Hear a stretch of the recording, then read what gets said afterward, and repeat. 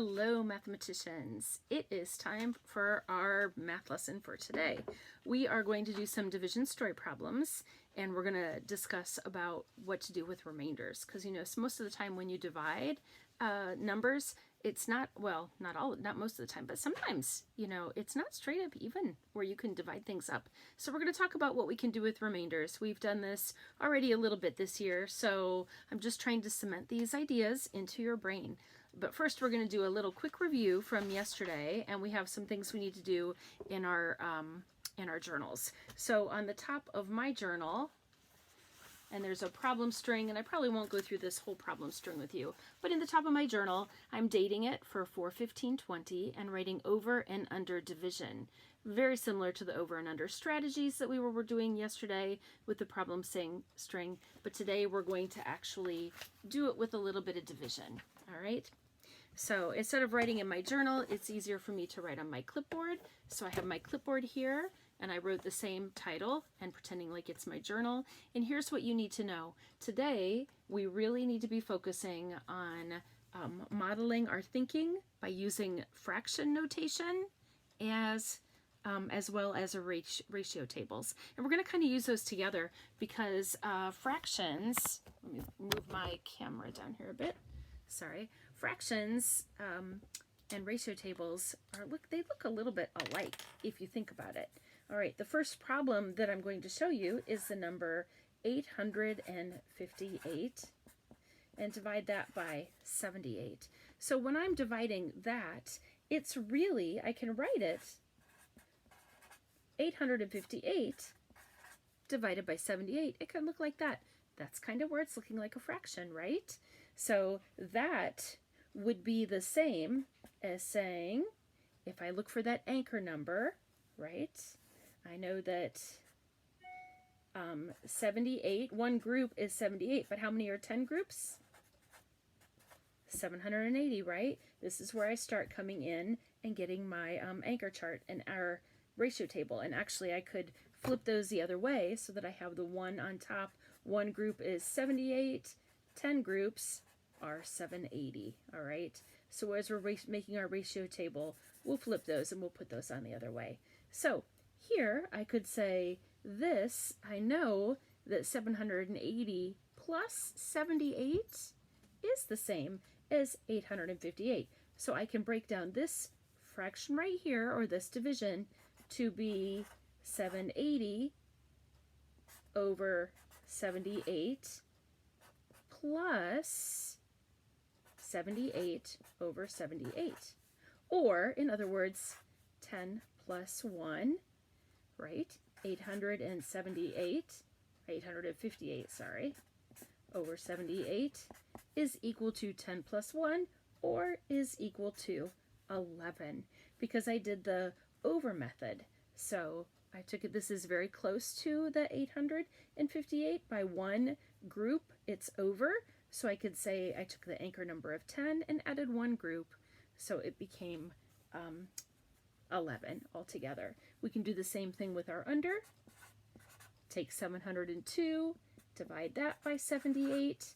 I can figure out that 780, if I go back here and I take away one group, all right, minus, it's going to be 9 groups because I take away one here, one group here, one group of 78 here, that's going to be 702, right? So to break this down, I would write it like this.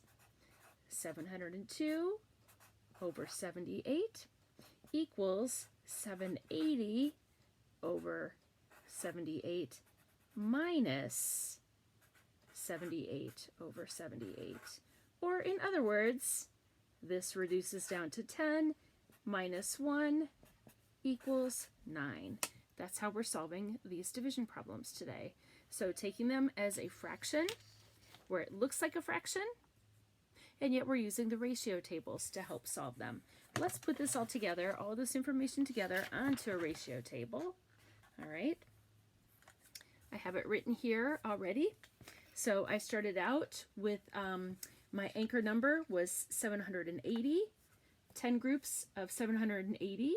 I know that one group is 78. If I take one group away, I have 9 groups. which means I take away 78 down here, right? That's going to give me 702. To go all the way to this side, I know that I had to add 1. And so that means from over here, I have to add one group of 78. So to give me that number. Continuing with this on this anchor chart, or ratio table, as we're doing this, I could add the next one on this, which it's going to look like it jumps around, but the numbers are really all there. We're going to kind of ignore this right here. The number that we're doing is 7,020 divided by 78. Super quick. I can figure this out, right? I covered this one up. I know to get 9 to be 90. What did I need to do by that? I needed to multiply it by 10, right? So then if I did a multiply by 10 here, I need to do a multiply by 10 here, or 7,020 is going to be my answer, right? So I can figure this out by writing down the equations, just like I did in these, right? That's the whole point of today, is being able to do these ratio tables and being able to solve your math or your division without having to do the old-fashioned analog, which, you know, has its value, but it can take a lot longer to try to figure out, especially if a number is close one or the other way. Now, here's what I'm going to do. In your journals today, I've already written down what I need you to copy, and I'm definitely going to ask you to pause your video after I show you this. In the very back, after this problem string where we were writing down this practice of over and under, in the very back of our journal, in our handbook, flip to your handbook part, find the next blank page, and here is what we're going to be writing. This is the over and under strategy. It is basically what we've been doing for the past 2 days, but clearly written out. So I will show it to you right here.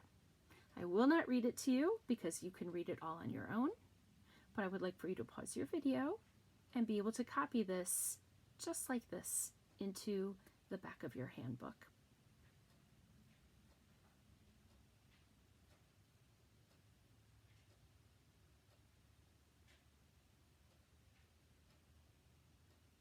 All right, I'm going to assume that you've copied that into your handbook. Let's talk about remainders now. That's the next part, or part 2 of this math lesson.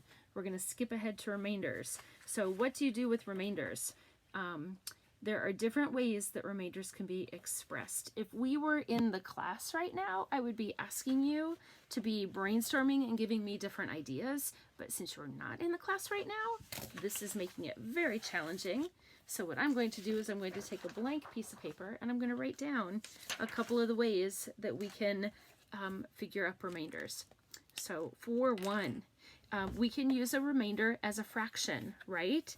For instance, if you're dividing up pizzas or brownies, you could say that someone could have like 1 2/3 of the pizza, right? They may be, maybe you and your brother are eating pizza, and maybe he can really eat a lot of pizza, and you can't eat very much. So he eats 1 and almost the entire second pizza. So, right, we can write that as a fraction, 1 2/3. So we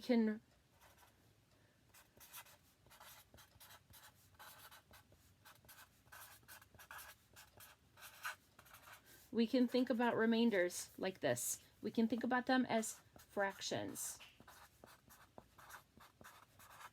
And I'm going to give you a little example. 1 2/3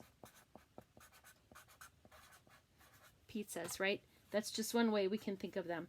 We can also think of them when we're thinking about money as decimals.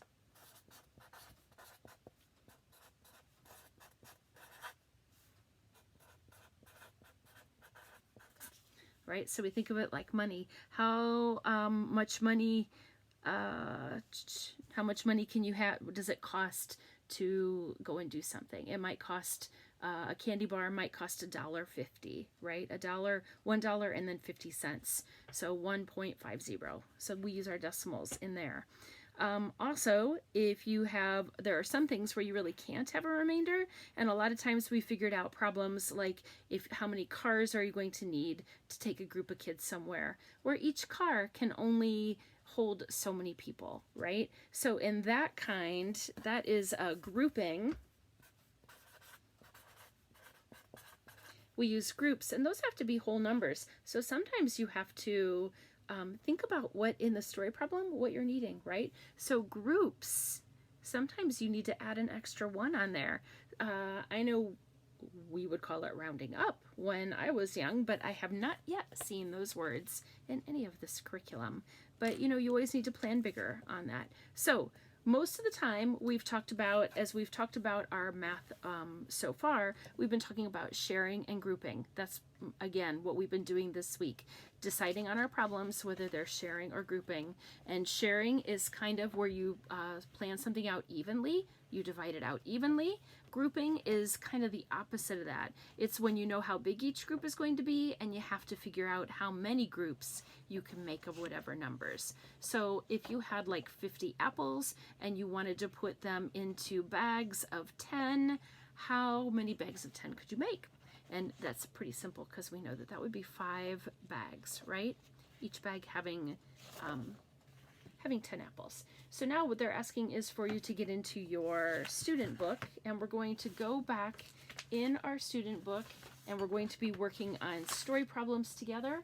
It is on page 274, and we're going to be dealing with remainders.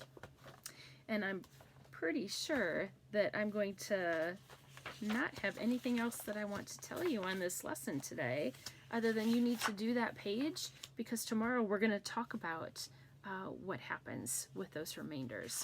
For your homework tonight, there is not a home connection, so you have to do this student book. It is 3 pages long. It looks long, but it's actually only 6 problems. So make sure you get those done tonight so that we can talk about the answers on those in tomorrow's lesson. All right, and it's mostly like, what are we doing with those remainders? That's what we really need to talk about.